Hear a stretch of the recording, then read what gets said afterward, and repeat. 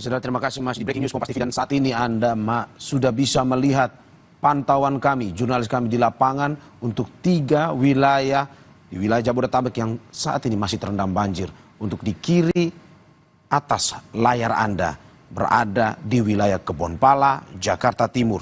Persis di sebelah kanannya merupakan visual yang datang dari wilayah Pondok Gede Permai atau berada depan gudang logistik BNPB Bekasi, Jawa Barat. Dan saat ini saudara, Anda bisa melihat seperti yang diinformasikan oleh jurnalis kami tadi, ketinggian debit air mencapai 2 hingga 3 meter. Dan saat ini baik itu masyarakat maupun aparat terkait, petugas BPBD, polisi, terus berjibaku untuk bisa menyelamatkan warga, mengevakuasi warga untuk bisa keluar dari genangan banjir tersebut. Dan persis di bawahnya visual yang Anda bisa lihat saat ini berada di wilayah Jalan Cegeraya, Tangerang Selatan. Itu pun saudara, hingga saat ini 3 wilayah tersebut masih terus digenangi oleh air, walaupun meskipun intensitas hujan saat ini sudah mulai lebih kecil dibandingkan dari kemarin hingga malam tadi.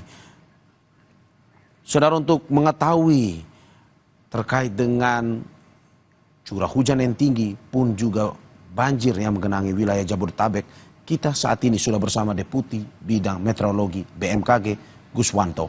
Selamat pagi Pak Guswanto. Selamat pagi Mario. Terima kasih Pak Guswanto sudah bergabung di Breaking News Kompas TV pada pagi hari ini. Pak Guswanto, saat ini hujan deras melanda wilayah Jabodetabek beberapa hari terakhir. Paling tinggi 2 hari terakhir kita bisa melihat di pemberitaan yang disampaikan oleh Kompas TV. Kalau dari perkiraan ini sampai kapan Pak hujan deras, intensitas hujan ini akan terjadi? Baik, kalau perakiraan dari BMKG kami, kita lihat ini kan ada peningkatan sejak 2 hari yang lalu sampai nanti kira-kira tanggal 6. Ya. Kemudian tanggal 6 dia akan mereda 1 minggu dan itu akan meningkat lagi nanti sampai tanggal 28. Nah, di sana kita melihat juga masih ada, kita lihat bahwa sebenarnya saat ini wilayah Indonesia itu dalam keadaan posisi musim transisi dari musim hujan ke musim kemarau. Nah, yang banyak menyebabkan curah hujan saat ini terjadi itu adalah karena hujan lebat yang dihasilkan oleh adanya awan-awan konvektif yang kita sebut skala meso ya, mesoscale convective complex, di mana awan-awan ini tersebar. Dan saat ini pun kami memantau masih terjadi di atas Bengkulu, kemudian di atas Lampung, kemudian Aceh. Kita juga melihat bahwa adanya sirkulasi siklonik di atas Pulau Kalimantan, khususnya Kalimantan Barat, Kalimantan Tengah, dan Kalimantan Timur. Kita juga melihat di sisi utara daripada Sulawesi juga masih terjadi. Dan untuk di Jawa sendiri, kalau kita lihat dalam 1-2 hari ini akan mengalami penurunan seperti yang kami sampaikan tadi. Ini masih akan naik sampai tanggal 6, kira-kira tanggal 6 akan menurun. Seperti itu. Oke Pak Guswanto, Anda tadi menyampaikan bahwa sampai tanggal 6 puncaknya akan turun. Dari saat ini, tanggal 4 hingga tanggal 6, apakah intensitas hujannya akan sama atau bisa terus naik sebenarnya sampai tanggal 6 tersebut? Ya, kalau kita lihat sampai tanggal 6 kemarin itu akan intensitasnya akan menurun. Kalau kita lihat sebagai contoh ya, pada tanggal 2 menuju tanggal 3, itu curah hujan tertinggi itu ada di wilayah Gunung Mas sekitar 195 mm, dan hari ini tanggal 3 sampai tanggal 4 itu terjadi sekitar 208.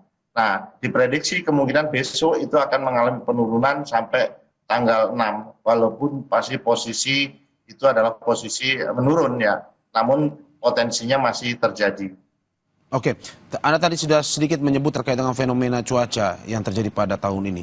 Kalau dari pengamatan BMKG sendiri, apakah fenomena cuaca yang terjadi pada tahun ini memang hanya khusus terjadi pada saat ini atau tahun-tahun sebelumnya juga terjadi di wilayah Jabodetabek ini? Jadi kalau kita lihat fenomena yang terjadi akhir-akhir ini 2 hari belakangan ini, itu sebenarnya lebih disebabkan karena adanya mesoscale convective complex, ditambah dengan adanya sirkulasi siklonik atau konvergensi dan pertemuan konfluensi daripada awan-awan hujan. Jadi sehingga sangat berbeda dengan yang terdahulu. Kalau beberapa hal kita melihat adanya sewakan dingin, tapi saat ini sewakan dingin ini tidak muncul, namun yang lebih muncul adalah mesoscale convective complex, dan ini masih masif, biasanya disebabkan oleh adanya kolam dingin ataupun kita lihat juga adanya adveksi ya daripada udara itu sendiri. Ini yang lebih menyebabkan, dan ini kita lihat nanti akan berakhir kira-kira April, Mei, akhir April lah kalau kita lihat. Oke, Pak, ini kita ke banjirnya, fokus ke banjirnya. Kalau dari BMKG sendiri melihat, apakah banjir yang mengepung Jabodetabek seperti saat ini merupakan siklus 5 tahunan yang pernah terjadi? Kita ingat di awal tahun 2020 lalu banjir besar juga melanda Jabodetabek, Pak. Ya, baik.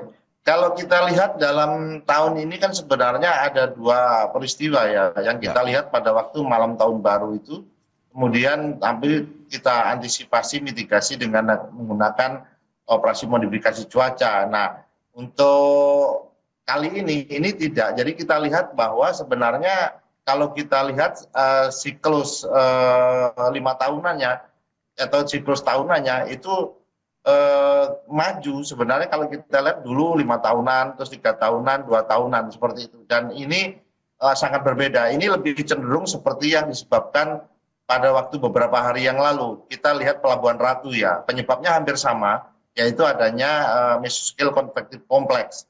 Kalau yang tahunan tahun 2020 lalu awalnya itu kan muncul karena adanya sewakan dingin ditambah dengan Madden-Julian oscillation. Nah, ini berbeda ininya, kecenderungannya atau penyebabnya itu seperti itu. Dan ini juga kita lihat banjir yang ada di Jakarta itu sendiri merupakan banjir kiriman daripada curah hujan yang dihasilkan di wilayah selatan, di puncak.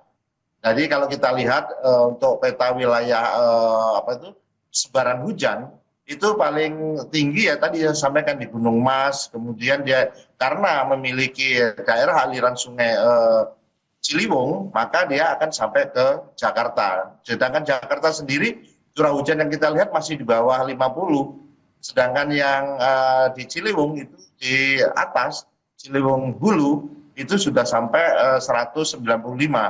Contohnya di Gunung Mas. Dan tanggal 2 menuju tanggal 3 itu yang terjadi seperti itu. Sedangkan semalam tanggal 3 menuju tanggal 4 itu cukup berbeda. Dia agak melebar ke Bekasi. Nah, agak melebar Bekasi ini kita lihat curah hujannya itu yang semalam ya itu sudah berkisar dimulai jam 1 siang sudah terjadi. Ya, dan berakhir kira-kira sampai jam 4 pagi itu masih terjadi. Kalau yang tanggal 2 maupun tanggal 3 kemarin, itu terjadinya jam 14 sampai jam 10 malam. Jadi durasi daripada hujan itu cukup berbeda. Kalau kemarin durasinya sekitar 6-8 jam, kalau yang semalam itu bisa sampai 10 ataupun sampai 15 jam. Kita lihat seperti itu. Oke, Pak Guswanto, Anda mau bilang bahwa ini berbeda dengan 5 tahun yang siklus 5 tahunan tersebut, dan ini potensinya lebih kecil dibandingkan dengan siklus 5 tahunan tersebut. Betul. Seperti itu ya? Ya. Kalau siklus tahunan yang lalu kan kita melihat curah hujan tertinggi di Halim itu sekitar 377 mm per hari.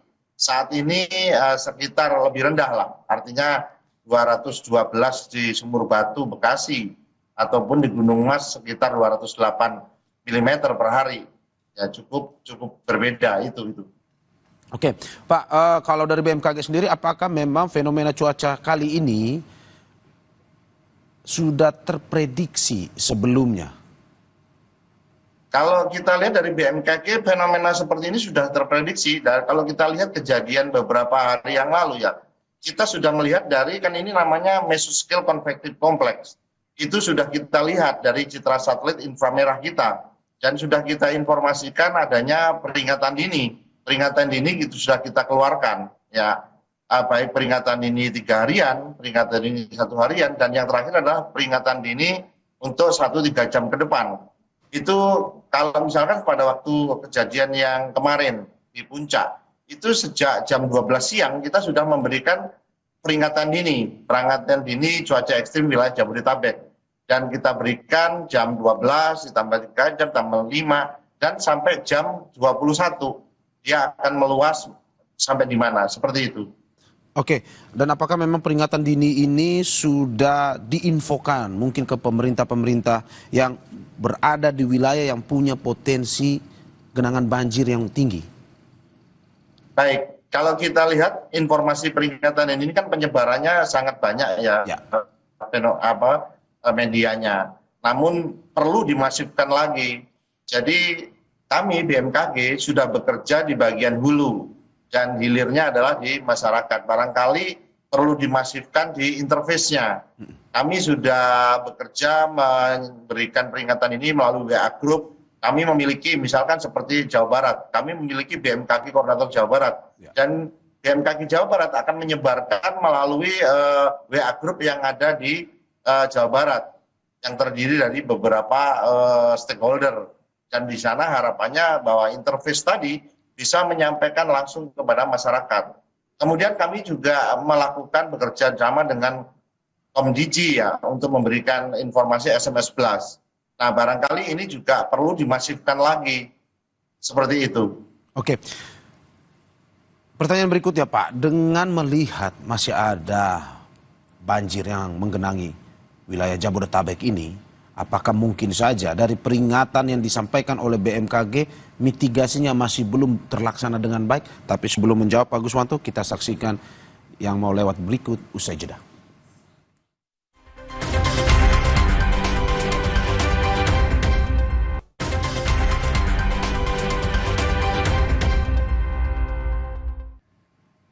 Terima kasih masih di Breaking News Kompas TV terkait dengan banjir yang menggenangi wilayah Jabodetabek. Saudara, satu keluarga di perumahan Pondok Gede, Permai, Bekasi, Jawa Barat terjebak banjir. Hingga saat ini, warga masih bertahan di lantai 2 rumah dan menunggu untuk dievakuasi. Selamat pagi, saya melaporkan dari perumahan Pondok Gede Permai, khususnya di Jalan Murai 2, bisa dilihat. Sekarang pukul 7:15 ya, ketinggian air sekitar 5 meter, bisa dilihat teman-teman. Tetangga kami juga ada yang kondisi lantai 2-nya, di lantai 2 itu sampai sekitar sepinggang orang dewasa, seperti itu. Untuk kondisi kami sendiri di rumah ini ada 2 orang lansia, 2 anak-anak, dan 2 orang dewasa untuk saat ini. Kami menunggu untuk sekiranya ada evakuasi dari BPBD setempat. Terima kasih. Saudara, saat ini kita masih terhubung dengan Guswanto, Deputi Bidang Meteorologi BMKG. Pak Guswanto, terima kasih masih di Breaking News Kompas TV bersama kita. Saya akan lanjutkan pertanyaan saya tadi terkait dengan tadi BMKG sendiri sudah memberikan informasi bahwa setiap prediksi yang dilakukan, termasuk juga dengan fenomena cuaca yang terjadi di bulan Februari ini, di awal hingga Maret ini, itu pun sudah diberikan ataupun diinformasikan, baik ke pemerintah pusat maupun juga dengan pemerintah daerah yang wilayahnya berpotensi digenangi oleh banjir. Kalau masih melihat apa yang terjadi pada hari ini, masyarakat pun masih kesusahan, dalam arti wilayah masih tergenangi banjir. Apakah dari BMKG sendiri melihat bahwa prediksi yang diberikan atau diinformasikan ini tidak berjalan mulus atau tidak berjalan lurus dengan mitigasi yang dilakukan oleh pemerintah, atau bagaimana sebenarnya Pak? Jadi begini Mas Mario, Ya. di dalam penanganan bencana itu kan ada siapa memberikan peringatan dini, ya kita bekerja di hulu, Ya. dan kemudian siapa yang menerima peringatan dini akan melakukan reaksi dini, early action ya. Kami memberikan early warning, maka masyarakat memberikan early action. Nah di dalam hubungan dua itu membutuhkan yang namanya interface di tengah ya. Nah, interface di tengah inilah yang perlu diperkuat. Karena kami, menurut penilaian kami juga sudah melakukan berbagai media dalam rangka untuk diseminasi informasi peringatan dini. Namun sepertinya di interface inilah yang banyak sehingga ada yang tidak sampai. Kita lihat bahwa dari hasil evaluasi peringatan dini yang kita berikan itu belum berjalan secara efektif karena interface-nya ini tidak banyak berfungsi. Ya, ini yang boleh saya sampaikan. Kemudian yang kedua, di dalam regulasinya sendiri untuk bencana hidrometeorologi, kami pun juga BMKG itu memberikan informasi rutinnya, kemudian apabila ada peningkatan skalanya, skala peningkatan, maka kita juga memberikan itu. Nah, dan yang perlu lagi adalah perlu adanya penguatan ataupun inovasi teknologi dan kapasitas sumber daya manusianya. Misalkan kita sudah melakukan informasi dan dengan berbagai ilmu dan sains teknologi, namun di sana itu masih tersedia yang namanya adanya keterbatasan tadi, ya tidak semua. Seperti kita juga mengembangkan yang namanya SMS Blast. Nah, SMS Blast ada beberapa daerah yang belum menerima. Ini yang perlu kita tingkatkan. Jadi kalau melihat itu diperlukan adanya interface yang cukup kuat daripada informasi yang diberikan BMKG sehingga nanti akan sampai ke hilir. Kemudian regulasi tentang bencana hidrometeorologi juga ditingkatkan dan inovasi teknologinya seperti apa. Itu Mas Heru. Anda mau bilang bahwa selain pemerintah daerah yang mungkin saja belum menerima informasi terkait tadi Anda sudah menyinggung terkait dengan SMS Blast itu. Anda mau bilang selain mungkin saja mereka tidak terima, tapi juga ada pemerintah daerah yang mungkin menerima dan tidak mengindahkan prediksi atau informasi dari BMKG. Begitu maksud Anda, Pak? Ya barangkali seperti itu yang kita sampaikan ya. Karena kita melakukan evaluasi terhadap setiap peringatan dini yang kita berikan. Tuh. Oke, Pak, bagaimana dengan prediksi BMKG jika pada saat ini fenomena saat ini terjadi mungkin dalam beberapa bulan ke depan lagi atau mungkin juga tahun depan terjadi lagi dengan kondisi mitigasi yang belum dilakukan dengan baik, apakah akan terjadi banjir lagi seperti ini atau mungkin saja bisa lebih parah? Ya, sebenarnya untuk peristiwa banjir itu sendiri itu kan tidak hanya disebabkan oleh curah hujan. Curah hujan itu hanya salah satu faktornya, Mas. Ada faktor yang lain yang harus diperhatikan di samping adanya. Misalkan kita lihat ada tutupan lahan, kemudian kita lihat juga bagaimana jaringan irigasinya itu mengalirkan air itu sendiri. Nah, dari hasil pemikiran kita, apabila komponen-komponen itu tidak disinergikan, termasuk juga tadi bagaimana mitigasi, rangkaian mitigasi itu dilakukan. Kalau itu tidak dilakukan, maka itu juga bisa juga akan terjadi seperti ini. Dan yang penting adalah sebenarnya kan kalau bencana itu akan sulit ya untuk dibendung. Namun yang penting adalah korban jiwa dan hartanya tidak ada. Itu yang penting.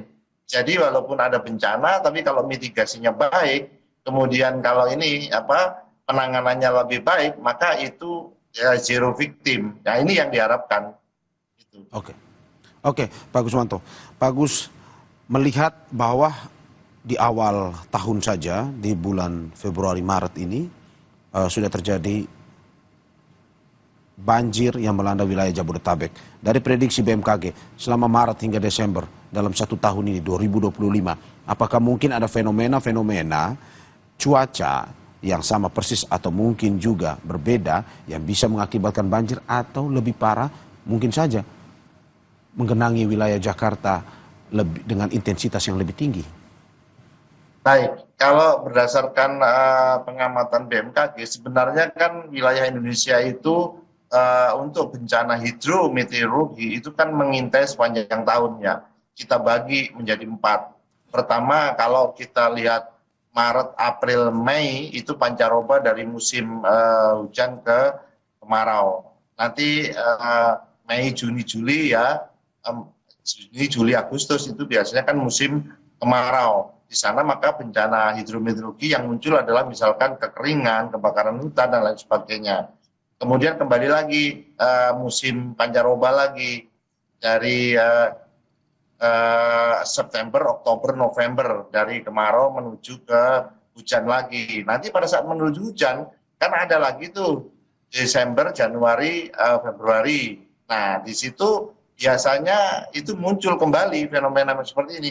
Hanya fenomena yang dominan itu apa? Misalkan kalau tahun ini itu dipengaruhi oleh adanya La Nina lemah. Nah, tahun depan itu apakah dipengaruhi La Nina lemah atau malah El Nino? Kalau El Nino dia akan kering. Sepanjang ini kita masih memprediksi mungkin hingga Juli.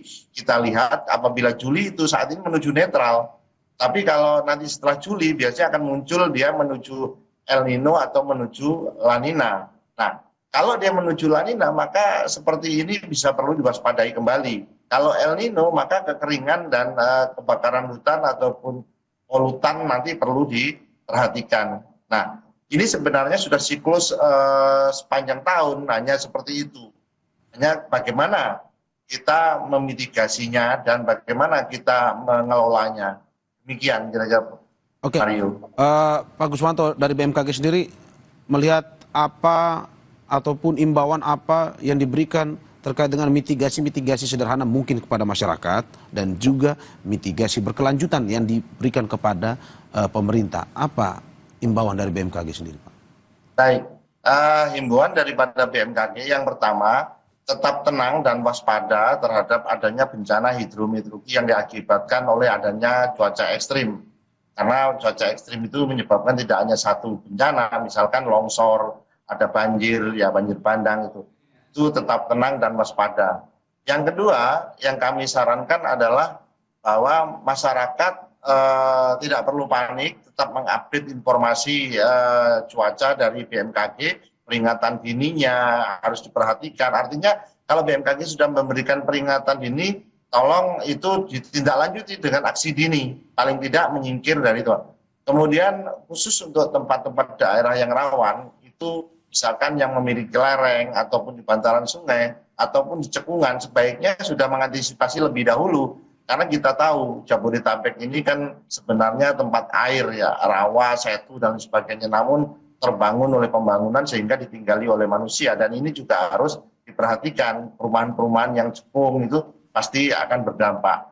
Yang kedua, kami di pemerintah barangkali memerlukan peningkatan sinergi hulu interface hilir dalam rangka untuk rantai peringatan dini ini sampai kepada masyarakat. Jadi ini perlu adanya sinergi hulu, interface, dan hilir. Kemudian adanya penguatan regulasi daripada bencana hidrometeorologi sendiri.